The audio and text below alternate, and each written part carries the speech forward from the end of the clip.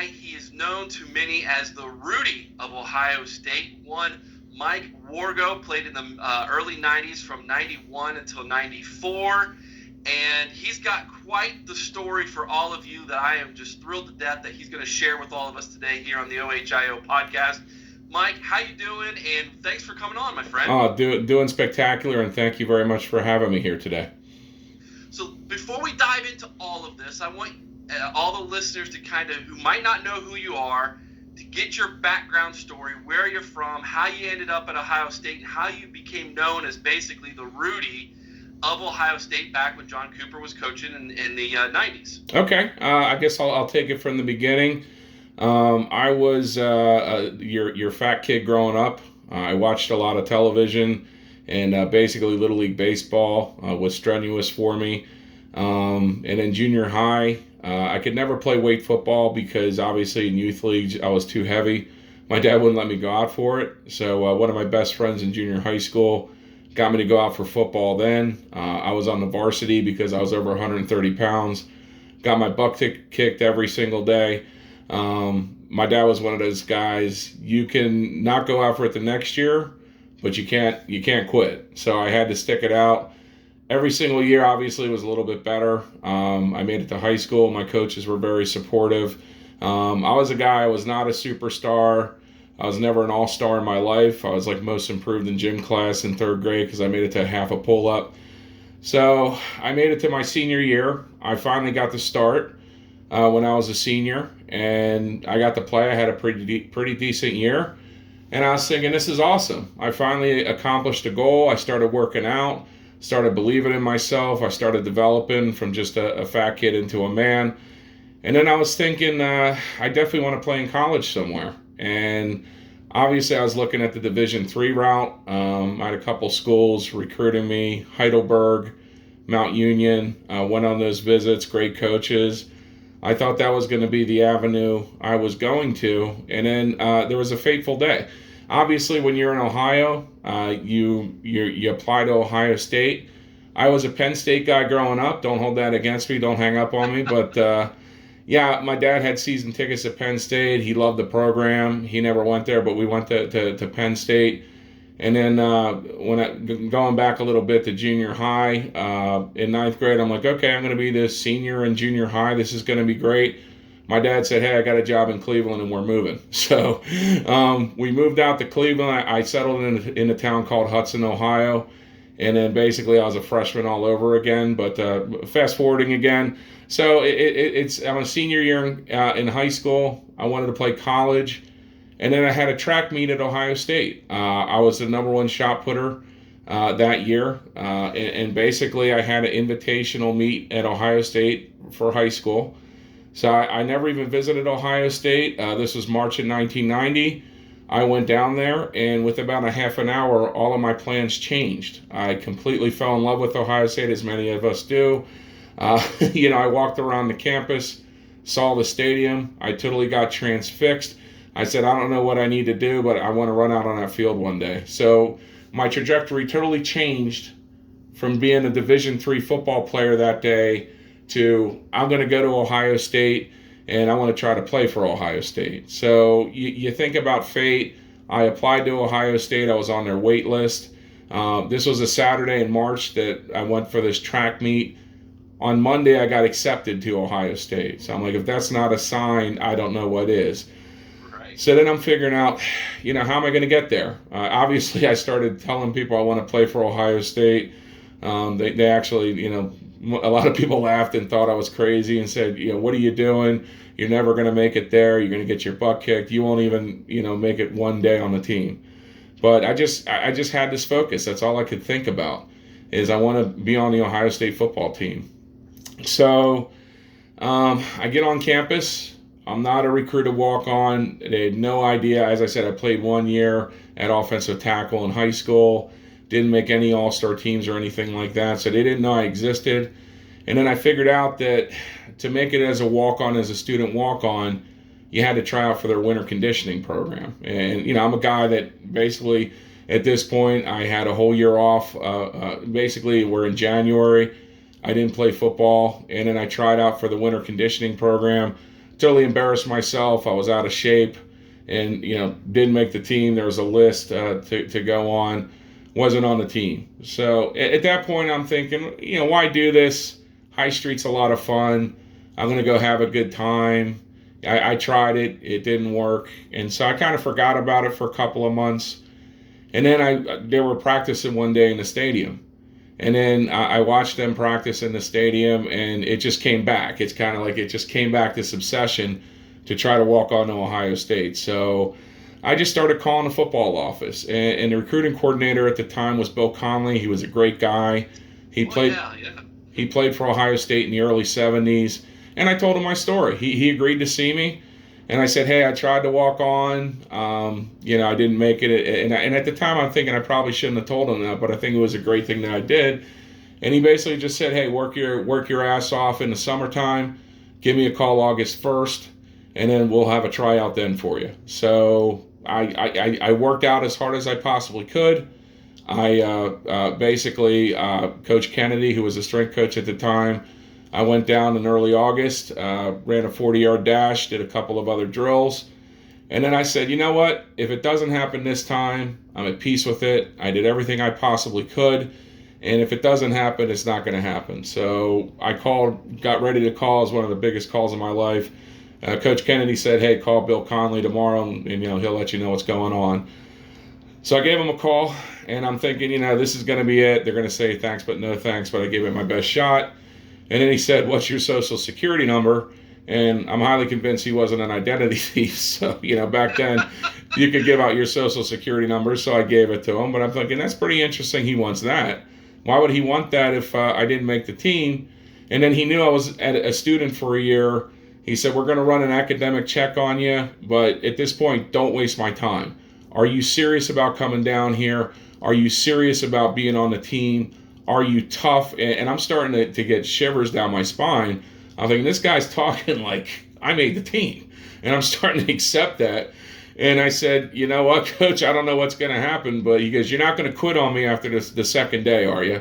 And I said, hey, the only thing I'm quitting today if I made the team is my job. I worked at SeaWorld of Ohio. So, Nice. That was one of the greatest days of my life. I'm starting to shake. I'm like, oh, my God, I think I just made the Ohio State football team. This guy's sounding like I made the Ohio State football team. So I was so pumped. And then, I called the next day just to make sure it was true. He's like, yeah, we have you coming down here for our freshman camp. And then I got a FedEx from Ohio State with the Ohio State football the next day. So I started setting in. So that's my story up to that point. You want me to go further, or do you have any questions? Or? Well, it's interesting. So you grew up pretty much, if I understood you right, you grew up in Pennsylvania as a Penn State fan. Yes. And then you move here to Ohio, and basically you get adopted and indoctrinated into Scarlet and Gray Fever. Yes. That sounds like.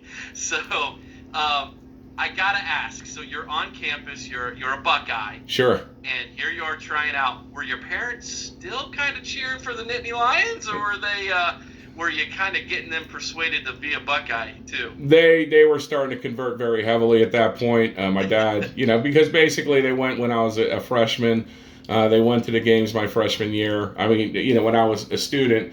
So they started liking Ohio State at that point. So, I make the team, and then, I'm starting to think, oh my God, what is this going to be like? I mean, I've not played football in 2 years.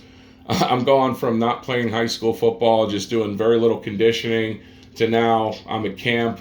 And, they have all these superstars coming in. We came in with the freshman recruits, and, I was nervous. And, basically it was just a major indoctrination. Everybody was so much faster.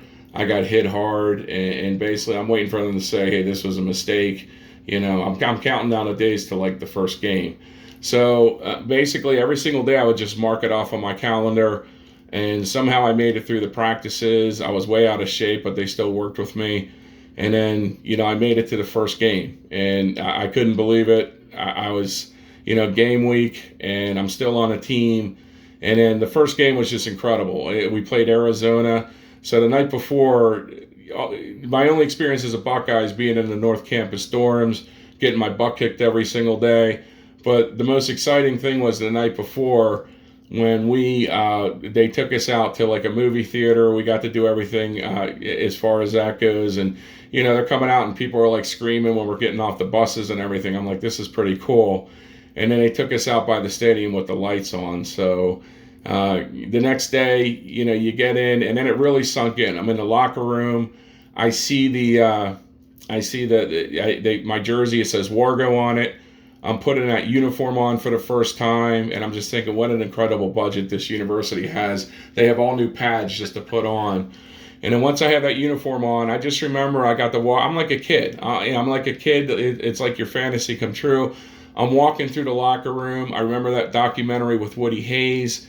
I found the room where Woody Hayes was giving the speech, and there's a pillar with 4 mirrors on it. And I got to go in that room, and I'm just staring at myself with that uniform on for just like 20, 25 minutes before the game. You can hear the band playing, and that was just such an incredible experience. I was so jacked up, and running out for the first time, it was just totally surreal. I couldn't believe that I was experiencing this. So you make the team. You're basically on the practice squad, if I understand you. Yes. Right? You're working your tail end off. You get to run through the tunnel with the team for the first time. You're on the sideline. From that point to the point where you actually get put into the game, what is it like? I mean, I'm assuming this went on a couple seasons. Yes. Before you had the opportunity to get in that game. Yes. If I'm not mistaken, the game that you got in probably had some specialty to it based off of where you're from. Exactly. So, when you're a walk-on, obviously, you are basically on the scout teams, and you just toil away. I went up against the first team defense, went up against some guys that were in the NFL. So every single practice, I just kept going and going and going, and then as the years would wear on, I didn't get in the game my first year, which I expected. And in the second year, you're starting to be like, okay, we're beating Northwestern by 50 points. Maybe you can put me in a little bit, coach. And then, by the third year, I was starting to think, well, maybe I'm never going to play, and I don't know how much longer I'm going to go. And I was kind of starting to, like a lot in college football, you see yourself not getting in the game. So, but, I knew I was going to at least go until the end of 1993 and see what happened. And then a twist of fate happened. The movie Rudy came out. And then all of a sudden, one day at the end of practice, I had a reporter from the Columbus Dispatch wanting to talk to me. I saw it in my locker. It was approved. I'm thinking this was a prank. Like, who would want to talk to me from the Columbus Dispatch? So they did an interview with me with the Dispatch. Why do you do this every single day? You're crashing into Dan Wilkinson every single day and getting hit. And I just said, you know what? It's still awesome running out on that field. Even if I never play, it's going to be a worthwhile experience. And then that was the Penn State game. So I'm thinking I'm probably never going to play this year, maybe Indiana. So that was the week of the Penn State game that this article came out. And then I was excited. Hey, at least I got a little bit of press. I'm a walk-on, and it was pretty cool having an article in the Dispatch. And then Penn State, I'm thinking, this is awesome. This is a team that I grew up watching. I'm in the uniform for Ohio State, and I'm watching the Penn State game, and, I'm just expecting the game to wind down. And then all of a sudden I hear everybody on the sideline screaming, Wargo, Wargo, Wargo, Wargo. And I'm thinking, what happened? Did I cause a penalty for the team or something? Or did I do something bad? And then all of a sudden Cooper's like, Wargo, Wargo, get over here, get over here. I'm like, oh my God, the Ohio State head coach is talking to me to come over there. And he goes, I heard you weren't in the game, and we're going to change that right now. And I'm starting to shake. I'm thinking, I'm trying to come to reality that the head coach of Ohio State is saying I'm probably going to get in a football game here. I'm looking around, there's 95,000 people. ABC, this was like the biggest game of the week. This was a huge rivalry. So Keith Jackson, Bob Greasy are doing the game. I'm starting to accept the fact that I'm going to be out there in front of millions of people. And the big Wargo's on my back, so everybody's going to know that I'm in the game. So I'm shaking. I'm trying to come to terms with this. And then I remember him pointing in the game, and I had to pull myself together really fast. I'm thinking, okay, this is Penn State's defense, but they're not going to be any better than the guys I face every single day. I go up against the best. And then I pulled myself together, and I just remember it happened so fast. I blocked 2 people. Eddie George comes in flying into me behind. I think he got 6 or 7 yards. And I just remember everybody ran out on the field, and it was just such an incredible experience. Yeah. What's great about that play is not only did you get in the game, dude, you pushed the defense back like 4 or 5 yards, and Eddie's climbing up on your back, getting a nice gain, a young Eddie George at the time. And I'm thinking, man, you probably should have played a few more plays, brother. It was awesome. Thank you. Yeah, it was awesome. I'm just so glad I didn't jump off sides. I moved, but they didn't call it. I couldn't stand still. I was so fired up. And yeah, it worked out perfectly, and that happened, and it was just one of the greatest experiences of my life, and it was just awesome. And then the next week, it didn't go away. Like they started doing news stories on me. And then Kirk Herbstreit, who was just getting started in his career at WBNS, wanted to talk to me, and it just wouldn't go away. And it was just an awesome experience. So the movie Rudy's out. Obviously, that plays a part, and I think it probably the press getting who's on Ohio State staff or on the Ohio State roster that can maybe relate to this. And when did you kind of take on that moniker, if you will, of being the Rudy for Ohio State? Did it happen instantly and you've carried it throughout, or was it something that kind of became a part of your story? I think just because I got in the game right when that movie came out, and they did a news story, WBNS, that night. Jay Crawford, when he was getting started, and basically they ran like me going in the game, and then they had the scenes from the movie Rudy. And I think that's where it took on a life of its own. I mean, there's so many other walk-ons that got to play. And, right at that moment, for whatever reason, they called me the Rudy of Ohio State when, there's been hundreds of Rudys of Ohio State. I'm just one of many walk-ons who made it. So I feel honored to be considered the Rudy of Ohio State. I think I was just in the right place at the right time. And I think just my story, I started from nothing. A lot of walk-ons at Ohio State. They're still major recruits. They got scholarship offers at a lot of other schools. It wasn't me. I mean, I had a shot maybe at Division III. As I said, I never started till I was a senior in high school, so maybe that's the reason why. Have you ever met the real Rudy Rudiger? I have not. No, I've not met the real Rudy Rudiger. I saw the movie a couple of times, but never met him. No. We've got to make this happen. That would be the OHIO podcast exclusive, right? That would be great. I'd love to meet him. That would be awesome. All right, so after you play, you get in the game, in your Ohio State career is ending. What have you been doing since Ohio State? I know you're very active in the Alumni Association, things of that nature. I do believe you live back in Pennsylvania now. Yes. But we're friends on Facebook, so I see you flying the colors, scarlet and gray, all the time. Absolutely. What are you up to, Mike? So I'm active in the alumni club. So I got a job offer. So after '94, I got a job offer, and I'm an investment advisor here. I've been an investment advisor for 25 years in the Pittsburgh area. My mom and dad retired to Central PA, so I'm always close to them. My mom still lives in Central PA. And I'm involved in our alumni club. I'm vice president of our Pittsburgh Alumni Club, so we're excited. We're hosting game watches again, obviously with COVID ending. So we're ramping up as far as that goes. I do a lot of work. Marietta, a great town, and Buckeye Bob, he asked me to come down to speak as far as the walk-on story and everything. And people seem to like it, so I do events with that, and just involved with the community, with the Rotary Club and things like that, and just enjoying life. Happy to wake up every single day, and awesome. Happy to talk to you here today. This is great. Fantastic. Let's talk about this upcoming season a little bit, Mike. Obviously, you follow the Buckeyes. They've got a really good roster returning. They're going to be a little young, obviously, at the quarterback position, having been under Justin Fields for the last couple of years. Probably, I believe, one of the most talented, if not the most talented quarterback to ever play the position at Ohio State. Sure. We've got quite the roster coming back. Expectations are high. What do you feel like this next upcoming season is going to be like? And I'd love to get your impression of, I mean, obviously you played for Coop, but how the coaches have changed over the years since you played to where we're at now with Ryan Day. I've loved watching it. Obviously, I'm a Cooper guy, and I know that's not very popular in a lot of places because of his Michigan record, but he was a great man, and I believe, even though he didn't get over the top, he took the program to the next level. So Jim Trussell, with the national championships and with Urban Meyer, and that's why I, not to go back to me, but I think that's how why I was on Ohio State, because that was a period of turmoil for that program.